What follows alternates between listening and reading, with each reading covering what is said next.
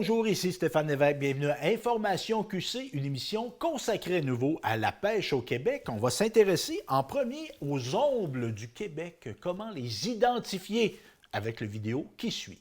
Aujourd'hui, on vous amène avec nous parce que Jean-François et moi, ce qu'on adore, c'est voyager à la découverte d'animaux formidables. Donc aujourd'hui, on est vraiment content parce qu'on est dans notre Québec natal et on s'en va à la recherche d'ombles. Vous vous demandez peut-être que sont les ombles? Eh bien, ce sont des poissons de la famille des salmonidés, comme les truites et les saumons, mais ils sont différents. Et c'est important de savoir les reconnaître parce que la réglementation peut changer selon les espèces. Pour vous montrer les 3 espèces d'ombles qu'on retrouve au Québec, on est allé rejoindre nos collègues techniciens de la faune sur certains lacs.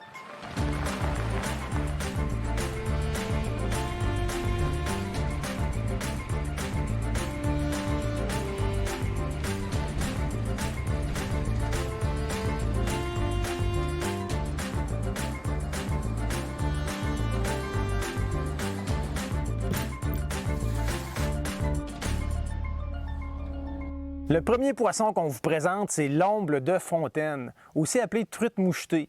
On le reconnaît entre autres justement à ses mouchetures ou marbrures foncées sur le dos, de même que sur la nageoire dorsale. C'est vraiment beau, c'est tout à fait, on dirait un léopard. C'est aussi le plus coloré des ombles. Donc vous remarquerez, il y a des petites taches jaunâtres avec des taches rouges et parfois les taches rouges vont être cerclées avec un halo bleu. C'est vraiment beau.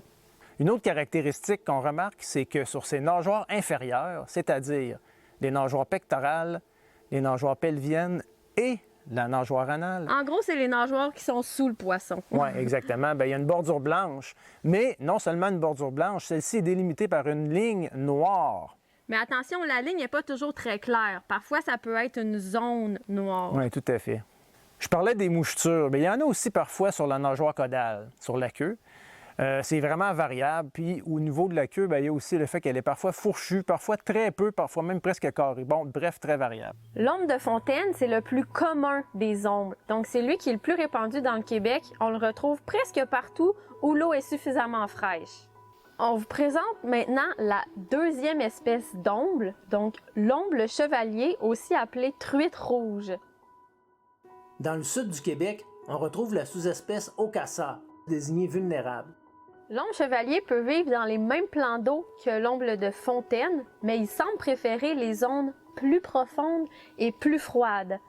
Faut noter aussi que l'omble chevalier Ocassa est beaucoup plus rare, d'où l'importance de bien les identifier. Donc comment le reconnaître? L'omble chevalier, c'est assez embêtant parce qu'il ressemble à l'omble de fontaine. Donc il se ressemble à un point tel qu'il peut aussi y avoir des hybridations, donc des fois c'est vraiment difficile, mais on va y arriver ensemble. Donc premier critère, on va regarder sur le dos du poisson. Vous vous rappelez, l'omble de fontaine avait des mouchetures sur le dos et sur la nageoire dorsale, mais chez l'omble chevalier, il n'y a pas ça. Son dos va être de couleur unie, ainsi que sa nageoire dorsale, puis il va y avoir là, une petite transparence dans sa nageoire dorsale. Il n'y a pas de motif ou de moucheture. Ensuite de ça, on va regarder sous le poisson, les nageoires qui sont situées sous le poisson. Vous vous rappelez, chez l'omble de fontaine, il y avait du noir et une bande blanche. Mais chez l'omble chevalier, il n'y a pas de noir. Il y a simplement la bande blanche qui, soit dit en passant, est présente chez tous les ombles. Ensuite de ça, au niveau de la coloration, l'omble chevalier va avoir des petites taches pâles. Parfois, il va aussi avoir des petites taches rouges, mais il n'y aura pas le halo bleu qui peut être présent chez l'omble de fontaine. En dernier lieu, peut-être regarder la queue. Donc, la nageoire caudale, généralement, chez l'omble chevalier, va être beaucoup plus fourchue que chez l'omble de fontaine. La troisième espèce d'omble est le touladi, aussi appelé omble gris ou truite grise, ou encore truite de lac. C'est l'omble le plus grand et aussi le moins coloré. Il est terne. Même sur une photographie noir et blanc, on ne verra pas de différence dans sa couleur. En réalité, il est grisâtre. Son corps est parsemé de taches pâles et même ces taches sont présentes sur la tête. Au niveau des nageoires inférieures, il y a la bordure blanche typique des ombles, mais évidemment, il n'y a pas la bordure noire que l'omble de fontaine a. Finalement, un autre critère, c'est que la nageoire caudale, au bout de la queue, est fortement fourchue. Critère qui est partagé aussi avec l'omble chevalier en général. En résumé, il faut se rappeler que Tous les ombles ont des taches pâles sur fond plus foncé et des bordures blanches aux nageoires inférieures. Mais l'omble de fontaine et l'omble chevalier ont souvent des taches rouges, contrairement au touladi qui a des points pâles qu'on retrouve également sur sa tête. L'omble de fontaine a souvent des halos bleus autour de certaines taches. Son dos, de même que sa nageoire dorsale, sont mouchetés et les bordures pâles de ses nageoires inférieures sont délimitées de noir, ce qui n'est pas le cas chez l'omble chevalier et le touladi. Et si on regarde la nageoire caudale, donc la queue, on remarque aussi que l'omble chevalier et le touladi ont la nageoire caudale nettement fourchue, mais que ce n'est pas le cas chez l'omble de fontaine. On espère que cette vidéo vous aidera dans le futur à bien identifier les espèces d'ombles du Québec. Et en ce qui nous concerne, eh bien, on continue de parcourir le Québec à la recherche de poissons et on espère bien vous les montrer dans de prochaines vidéos. Ouais!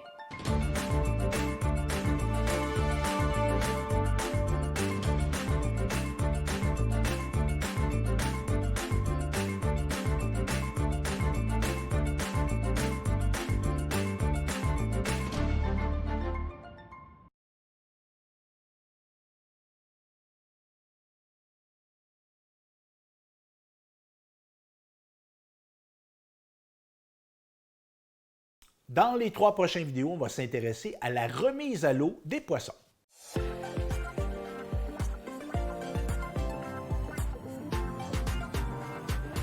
Salutations tout le monde! On est toujours très heureux d'avoir la chance de tremper notre ligne dans un lac poissonneux. Quoi de plus agréable? J'aimerais qu'on réalise ensemble que comme simple pêcheur, on peut contribuer de façon importante à préserver la qualité de pêche des lacs et des rivières qu'on fréquente. Aujourd'hui, je souhaite vous parler de remise à l'eau. Pas nécessairement de remise à l'eau de tous les poissons, mais on va aborder ce sujet-là ensemble. Puis bien honnêtement, quand on a préparé ces capsules-là avec les biologistes du ministère Forêt, Faune et Parcs, j'ai appris des choses. Ça va m'amener à partir de maintenant à améliorer mes pratiques quand on fait de la remise à l'eau. Donc, je vous invite à rester des nôtres, puis vous aussi, vous allez en apprendre davantage sur les saines pratiques de remise à l'eau. Mais là, on parle de remise à l'eau. Si on veut en remettre à l'eau, il faut d'abord aller en capturer. Allons-y. Évidemment, on va être appelé dans certaines occasions à faire de la remise à l'eau pour des questions réglementaires. Ça peut arriver une prise accidentelle qu'on ne peut pas conserver parce que la loi ne nous l'autorise pas. Mais on va aussi faire de la remise à l'eau volontaire. Si on capture un poisson qu'on ne souhaite pas consommer, bien évidemment, on veut le remettre à l'eau. Puis on veut le faire de la bonne façon pour maximiser les chances de survie du poisson. Puis à ce chapitre-là, il faut se dire que peu importe l'espèce, il mérite le même traitement et le même respect, même si c'est un poisson plus robuste, même si c'est une espèce qui nous intéresse plus ou moins. D'ailleurs, à ce niveau-là, il y a un point de loi qui dit qu'on ne peut pas tuer un poisson et s'en débarrasser ensuite. Donc, on ne fait pas ça. Aujourd'hui, vous allez me voir pêcher la truite mouchetée, manipuler des truites mouchetées, mais sachez que tout ce qu'on va vous montrer comme manipulation des poissons pour une bonne remise à l'eau, ça s'applique à toutes les espèces. C'est vraiment ce qui est recommandé, peu importe l'espèce que vous pêchez. Notre objectif, c'est vraiment de réduire au minimum le temps des manipulations, puis plus important encore, le temps d'exposition du poisson à l'extérieur de l'eau. On veut que ça soit le plus court possible, peu importe l'espèce. Dans le cas bien précis des salmonidés, il y a des études qui démontrent qu'idéalement, le poisson ne devrait pas être à l'extérieur de l'eau plus de 15 secondes. Alors, on s'organise pour faire ça vite. Ce qui peut nous aider, c'est d'avoir près de nous tout ce qu'on a besoin pour la remise à l'eau. Donc, on n'est pas en train de chercher des outils pendant que le poisson est plus dans l'eau ou à tout le moins près du bateau. Ce qui aide beaucoup, c'est quand on pêche avec des leurres artificielles. C'est très efficace. Les leurres artificielles ont beaucoup évolué. Il n'y a plus maintenant la nécessité d'utiliser des vers de terre. L'avantage que ça va nous donner, c'est que le poisson va avaler moins profondément l'hameçon. Donc, au moment du ferrage, les risques de blessures sont moindres. Puis évidemment, s'il l'avale moins profondément, ça veut dire aussi que ça va être plus facile pour nous, avec les pinces, de décrocher l'hameçon. Bref, il n'y a que des avantages. Première truite au bout de la ligne. Comme on mentionnait, il faut avoir tout près de nous notre outillage, les pinces. Dans un monde parfait, là, quand on veut faire une belle remise à l'eau, si on peut éviter de la sortir de l'eau, c'est vraiment la situation idéale. Donc, c'est ce que je vais faire ici. Je la garde dans l'eau. On n'a même pas besoin de lui toucher. Je tiens simplement le fil. Puis avec mes pinces, je vais venir agripper l'hameçon et la libérer. Donc ça nous fait une remise à l'eau où vraiment là, le poisson à peu près pas est exposé à l'air. Et voilà, ça s'en va. Aussi facile que ça. Fait qu'évidemment, on vient de maximiser les chances de survie de ce poisson-là et c'est ce qu'on souhaite. Parlant de maximiser les chances de survie, il y a des situations qui commandent qu'on soit plus prudent.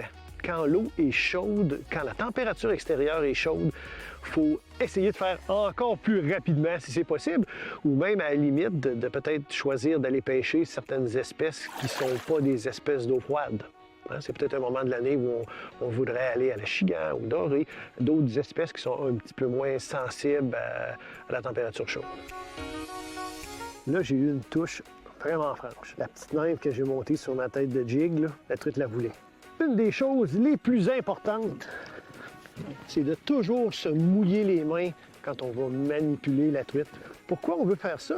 Bien, il y a une couche de protection là, sur la peau des poissons qui protège le poisson contre les maladies, les infections, etc.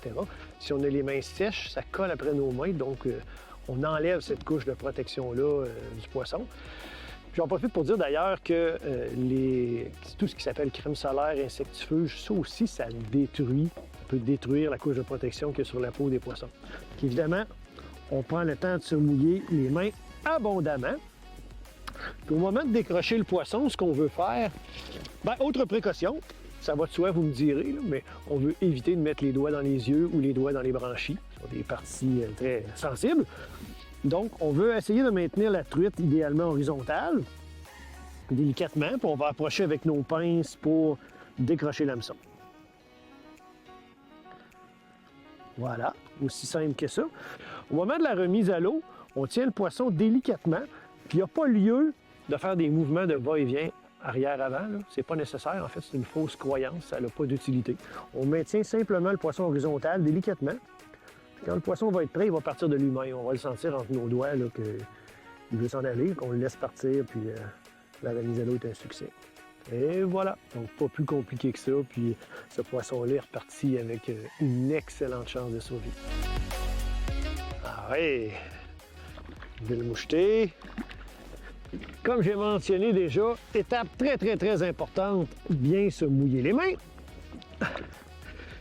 Puis là, cette fois-ci, c'est parfait pour une remise à l'eau. On voit que l'hameçon est vraiment sur le bord des lèvres. Admettons que la truite aurait envalé davantage l'hameçon, que ce serait dans le fond de la gorge, par exemple. Ce qu'on veut éviter de faire, c'est de prendre les pinces puis tirer là-dessus. Les risques de blesser le poisson sont beaucoup plus grands de cette façon-là. Moi, j'ai toujours avec moi des petits ciseaux. Fait qu'on peut simplement aller couper le fil relativement près de l'hameçon. Puis là, comme j'expliquais tout à l'heure, on la tient délicatement à l'horizontale, puis quand elle va être prête, elle va partir d'elle-même. Hop, voilà, là, je sens qu'elle veut partir, et voilà, elle est partie. Bon, mais ma petite sortie de pêche est terminée, ça a bien été, j'ai pu capturer plusieurs mouchetés, puis surtout faire des belles remises à l'eau.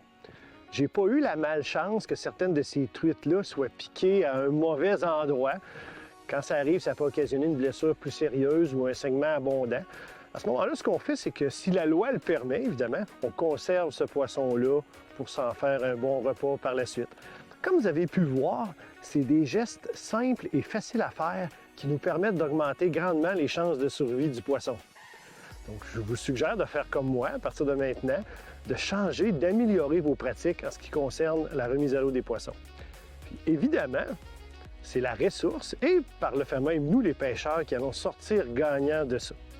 C'est un peu notre contribution pour avoir une meilleure qualité de pêche dans nos lacs et nos rivières.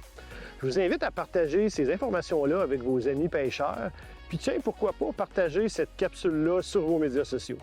Merci et bonne pêche!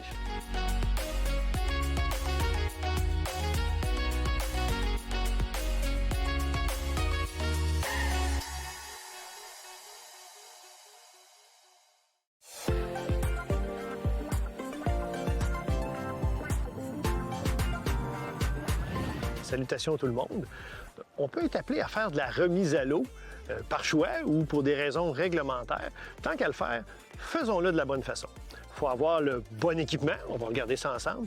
Puis, bien important aussi, avoir notre équipement à portée de main. Parce que ce qu'on veut faire, c'est réduire le temps des manipulations et surtout réduire le temps où le poisson est à l'extérieur de l'eau. Donc, très important, avoir une paire de pinces près de nous. C'est avec ça qu'on va aller décrocher l'hameçon, bien évidemment. J'aime aussi avoir une paire de ciseaux. Donc, si jamais l'hameçon est piqué profondément dans la gueule du poisson, c'est préférable de couper le fil puis de le remettre à l'eau avec l'hameçon. Naturellement, le poisson va s'en débarrasser puis ses chances de survie vont être meilleures que d'essayer d'arracher ça avec les pinces. On peut être appelé aussi à vouloir mesurer notre poisson. Encore là, pour des raisons légales ou pour notre simple plaisir. Un ruban à mesurer, comme ça, je trouve ça fantastique. Je l'ai toujours près de moi. Fait qu'on peut même mesurer le poisson dans l'eau si on veut. Très commode. Souvent, on aime garder un souvenir quand on fait une belle capture. Donc, notre cellulaire, il ne faut pas qu'il soit dans un sac à dos à l'avant de l'embarcation. On veut l'avoir près de nous ou notre appareil photo. Fait que ça se fait rapidement si on doit prendre une photo. Au niveau de l'équipement, il y a des petites choses aussi qu'on peut faire pour améliorer les chances de survie du poisson. Si on pêche, par exemple, avec des appâts vivants, disons un ver de terre à la truite mouchetée, par exemple, on peut utiliser un hameçon circulaire. Au moment où le poisson mord, la petite différence qu'il y a, c'est qu'on ne va pas ferrer, donner un coup, on va simplement mouliner. L'hameçon va venir s'accrocher assez près de l'extérieur de la gueule. Les études le démontrent, c'est pas moins efficace, mais le poisson est piqué juste sur le bord de la gueule, donc facile à décrocher quand vient le moment de le remettre à l'eau, si c'est ce qu'on souhaite faire. On peut s'aider aussi en utilisant des leurres artificielles. Donc, dans mon montage classique ici pour la truite, au lieu d'un ver de terre ou d'un bout de ver de terre, je mets un petit leurre artificiel, c'est aussi efficace. Une autre situation que cette fois, il faut éviter. Je ne voudrais pas, par exemple, aller pêcher le masquinongé, un très gros poisson, avec ma canne à truite mouchetée et du fil de 6 livres de résistance. Là, je serais obligé d'étirer trop le combat pour ne pas me faire casser mon fil. Puis à ce moment-là, les chances de survie du poisson diminuent grandement. Donc, l'équipement doit être adapté à l'espèce qu'on pêche. En terminant, la puise, on la veut en caoutchouc, encore une fois, pour éviter de graffiner la peau du poisson. À ce moment-là, ça crée des blessures qui peuvent être une porte d'entrée pour les infections. Donc, des mailles petites, une épuisette en caoutchouc. Pour faciliter la manipulation des poissons de grande taille, comme les masquinongés, les esturgeons et même les gros brochets, on encourage l'utilisation d'une civière. De cette façon-là, bien équipé, puis d'avoir ces choses à portée de main, on augmente grandement la chance de survie des poissons qu'on remet à l'eau.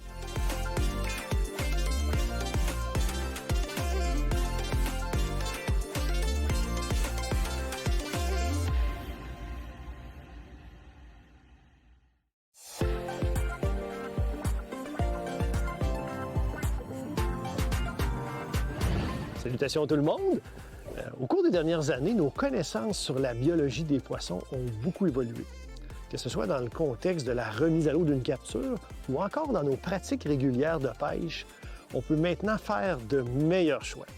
On va prendre un exemple pour bien se comprendre. Je viens de remettre un poisson à l'eau, je le vois s'en aller à toute vitesse. Est-ce que ça veut dire automatiquement que ce poisson-là va survivre et qu'il va y avoir aucune conséquence à notre remise à l'eau? Pas nécessairement. On a compris, entre autres, que si les poissons se voient imposer un stress important, ça peut avoir des conséquences négatives sur leur comportement et même amener certains poissons à mourir après la remise à l'eau. Comment éviter ça? Très simple. On veut éviter d'étirer le combat avec le poisson. Puis au moment de la remise à l'eau, il faut que les manipulations se fassent rapidement. Puis on veut que le temps d'exposition hors de l'eau soit le plus petit possible. Si on fait ça comme ça, on va avoir d'excellentes chances de survie du poisson. Puis ça m'amène à un exemple. À l'occasion, on va se dire, les pêcheurs, puisque je fais de la remise à l'eau, c'est pas grave si je prends beaucoup de poissons. On pourrait prendre un exemple comme la truite grise, où la limite de prise est souvent de 2 poissons. Là, je me dis, bon, j'y remets tous à l'eau. Fait que c'est pas grave. J'en prends 10, j'en prends 15, j'en prends 20. Je suis chanceux aujourd'hui, la pêche est bonne. Mais il ne faut jamais perdre de vue ces questions-là. Il y a un stress physiologique qui s'installe chez le poisson qui peut avoir des conséquences négatives, puis il y a quand même un certain taux de mortalité au niveau de tous ces poissons-là qui seraient remis à l'eau. Fait qu'idéalement, quand on a fait quelques captures, on est content, bien, on peut changer d'espèce. C'est une bonne façon de faire, plutôt que d'en capturer beaucoup puis faire plein de remises à l'eau. Une autre information bien importante à savoir, c'est qu'un poisson capturé à de très grandes profondeurs peut souffrir de ce qu'on appelle un barotrauma. La façon souvent, nous, pour les pêcheurs, de reconnaître ça, c'est qu'on va voir la vessie natatoire dans la gorge. Évidemment, la meilleure chose à faire, c'est d'éviter de pêcher à des grandes profondeurs comme ça. La plupart du temps, on va trouver des poissons à des profondeurs intermédiaires ou même en eau peu profonde. Par contre, si ça arrive, on évite d'essayer de dégonfler la vessie natatoire. On le remet simplement à l'eau le plus rapidement possible. C'est de cette façon-là que les chances de survie du poisson sont les meilleures. Si on pêche, par exemple, en période de canicule, l'eau en surface est très chaude, la température extérieure est chaude, le succès de remise à l'eau peut baisser pour des espèces d'eau froide dans ces circonstances-là. Fait que peut-être qu'un bon choix en pleine canicule, c'est d'aller vers d'autres espèces, comme, quand c'est possible, évidemment, comme le doré, la chigan, le brochet, qui vont avoir moins d'impact négatif au moment de la remise à l'eau. Ça peut être aussi en choisissant de pêcher tôt le matin, alors que là, l'eau de surface s'est refroidie un peu pendant la nuit. Fait que si on fait une remise à l'eau, il y a moins de chances d'avoir des conséquences négatives au niveau du poisson. Plus de chances, donc, qu'il survive. En terminant, j'ai une petite question pour vous. Est-ce absolument nécessaire de ramener votre limite de prise à la maison pour apprécier votre journée? Pensons-y.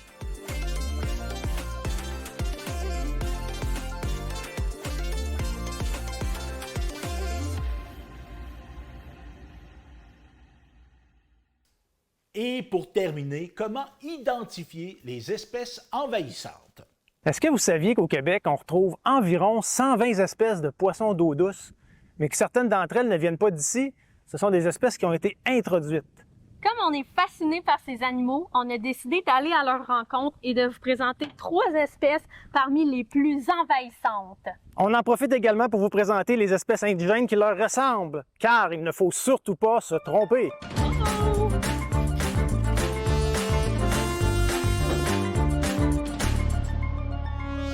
Notre excursion commence aux abords du fleuve Saint-Laurent où on va rencontrer un envahisseur qui provient de la région conjointe entre l'Europe et l'Asie, qui nous est arrivé par les eaux de ballast des navires et qui a colonisé tout d'abord les Grands Lacs dans les années 90, puis le fleuve Saint-Laurent en entier jusque vers les environs de la ville de Québec.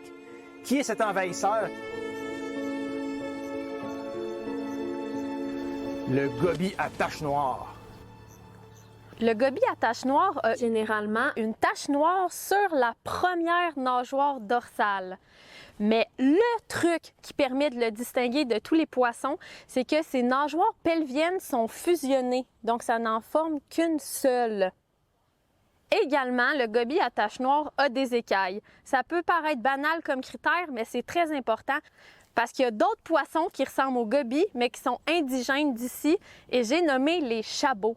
Donc, les chabots aussi, c'est des poissons de fond. Ils vont avoir une grosse tête avec des yeux sur le dessus, comme les gobies, mais ils n'ont pas d'écailles. Également, si vous regardez leurs nageoires pelviennes, vous remarquerez qu'ils ne sont pas fusionnés. C'est vraiment 2 petites nageoires. Il y a aussi les raseux de terre qui pourraient être confondus avec les gobies à taches noires. Donc, les raseux de terre font partie des dors et sur leur corps, ils ont plein de petites taches qui font penser un peu au gobie à taches noires. Lui aussi, il a plein de petites taches sur son corps. Mais les raseux de terre sont plus filiformes, ils ont moins une grosse tête. Et si on regarde les nageoires pelviennes, on remarque qu'il y a 2 nageoires pelviennes bien séparées. On se dirige ensuite à la rivière Richelieu à la rencontre de 2 autres envahisseurs.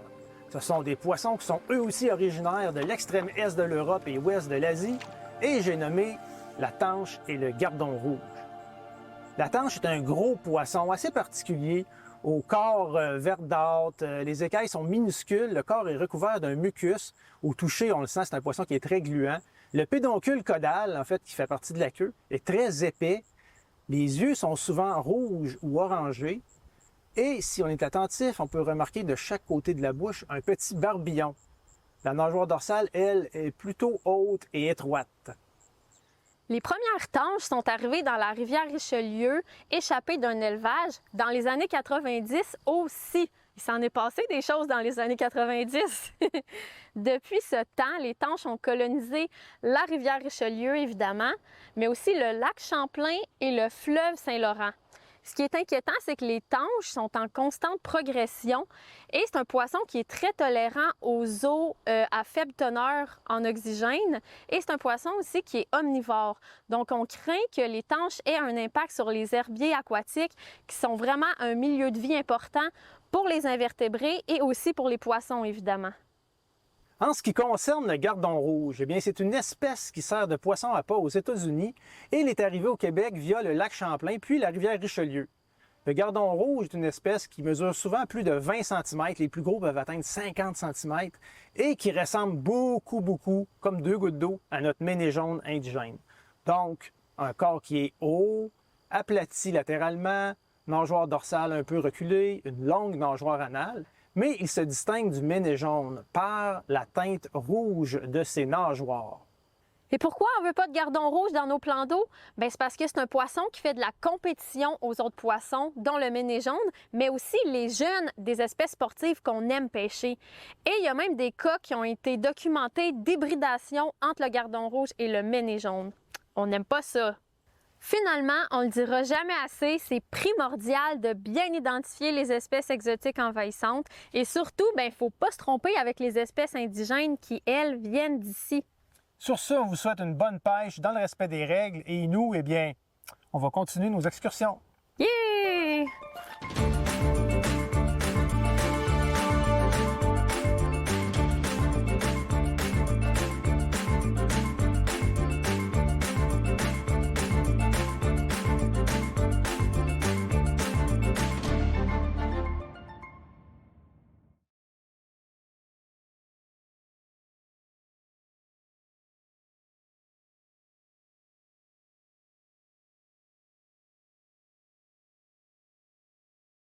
J'espère que vous avez apprécié cette émission Information QC. Si vous avez des questions, des commentaires, n'hésitez pas à nous écrire au info@quebec.media ou par téléphone au 418-654-8486. Et sur ce, à la prochaine!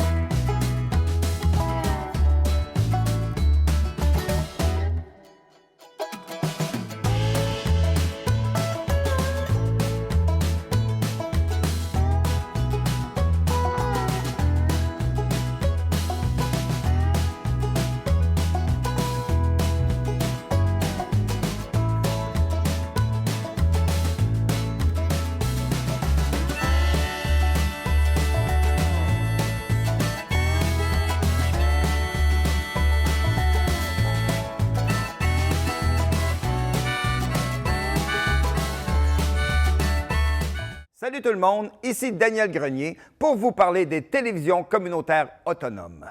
42 télévisions situées dans 15 régions administratives du Québec.